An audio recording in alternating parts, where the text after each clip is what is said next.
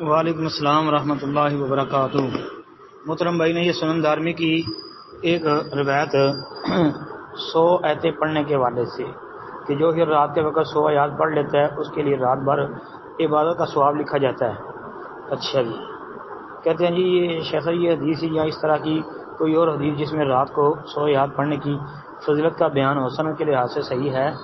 ہاں جی، حسن روایت موجود ہے۔ پہلی بات تو یہ ہے کہ یہ جو سنن دارمی والی روایت ہے، شیخ البانی رحمۃ اللہ علیہ نے اس روایت کو سیاح کے اندر درج کیا ہے، اور شیخ البانی رحمۃ اللہ علیہ نے اس کی سند کو حسن قرار دیا ہے، کہا کہ اس کے راوی ثقہ معروف ہیں سوائے یحییٰ بن بسطام کے۔ آگے پھر انہوں نے یحییٰ بن بسطام کا بھی جواب دیا ہے کہ وہ بھی شیخ صدوق ابن ابی حاتم کے حوالے سے۔ بہرکیف شیخ رحمۃ اللہ علیہ نے اس روایت کو جو ہے نا اس کی سند کو حسن کہا ہے۔ ایک بات ہے، یہ تو وہ روایت ہے جو آپ نے بھیجی ہے۔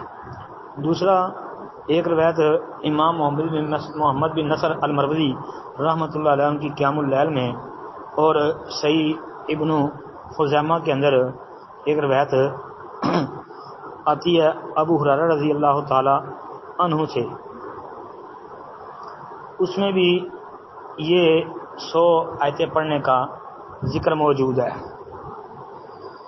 اچھا، اسی طرح مستدرک حاکم کے اندر جو ہے وہاں پر بھی ایک روایت ہے، اگرچہ اس روایت پر کلام ہے، لیکن اس کے پیچھے چلے جائیں تو سنن نبی داود کے اندر بھی ایک روایت موجود ہے۔ وہ سنن نبی داود والی روایت جو ہے وہ کیسی ہے؟